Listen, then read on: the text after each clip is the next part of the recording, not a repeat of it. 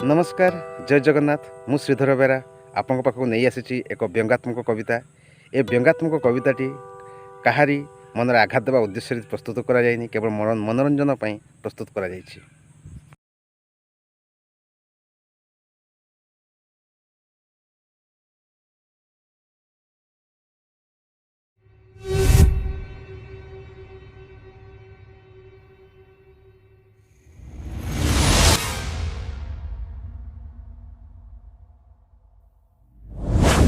सर्वे कहूथिले नारी अबला दुर्बला एबे तो सबला होईछि।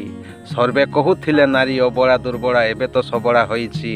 पुरुष हेउछि अत्याचारित ता कांद कि केही शुणुछि। मु पुरुष पचारुछि, मु पुरुष पचारुछि। जदि कहुअछ आईन दृष्टि रे, जदि कहुअछ आईन दृष्टि रे सबु पुओ झियो समान, तेबे किया अछि महिलांक पई महिला कमिशन। तेबे किया अछि महिलांक पई महिला कमिशन। महिलांक पई अछि कमिशन, असुविधा नाही किछि। महिलांक पई अछि कमिशन, असुविधा नाही किछि।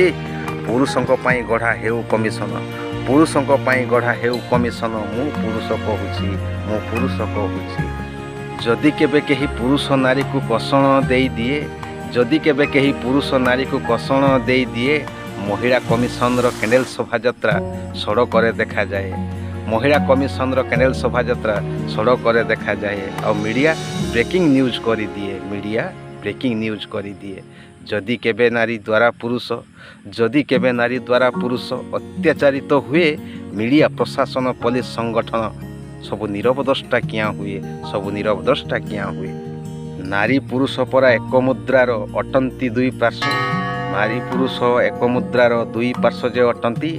समाजर दुई प्रमुख अंग, समाजर दुई प्रमुख अंग नारी पुरुष को कहती, नारी पुरुष को कहती। तेबे संविधान उभयंक पई, तेबे संविधान उभयंक पई आईन किया अलगा अछि।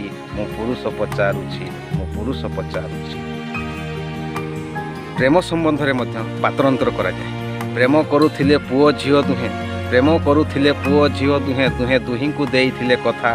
पारिबेनी केही दूरे आमकु मने आसु जेते व्यथा। कालक्रमे किछि अवस्थारे पुओ, कालक्रमे किछि अवस्थारे पुओ चाली गला प्रेमिका को छाड़ी। सकाळे प्रेमिका निये आईन आश्रय, सकाळे प्रेमिका निये आईन आश्रय। धर्षणर दफा भिड़ी, धर्षणर दफा भिड़ी।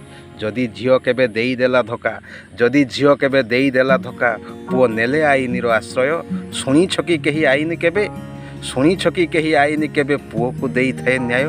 एमिति काहेकि हेउछि मु पुरुष पचारुछि, मु पुरुष पचारुछि। एबे शुणतु प्रति घरर कहानी। सासु बहु मध्य केबे करी हेले, सासु बहु मध्य केबे करी हेले पुरुषटी दंड पाए। बहु कथा शुणिले माँ रागी जाए, और माँ कथा शुणिले बहु मुह फुला उठाए। एबे पुणी सुप्रीमकोर्ट मध्य गोटे निर्देश दैछन्ति जे स्त्री शरीर रक्त झरिले, स्त्री शरीर रक्त झरिले स्वामीटा दोषी हेब। स्वामी शरीर अर्धदग्ध हेले दोषी किए होइब, दोषी किए होइब। पुओटी काहार हेब सीए।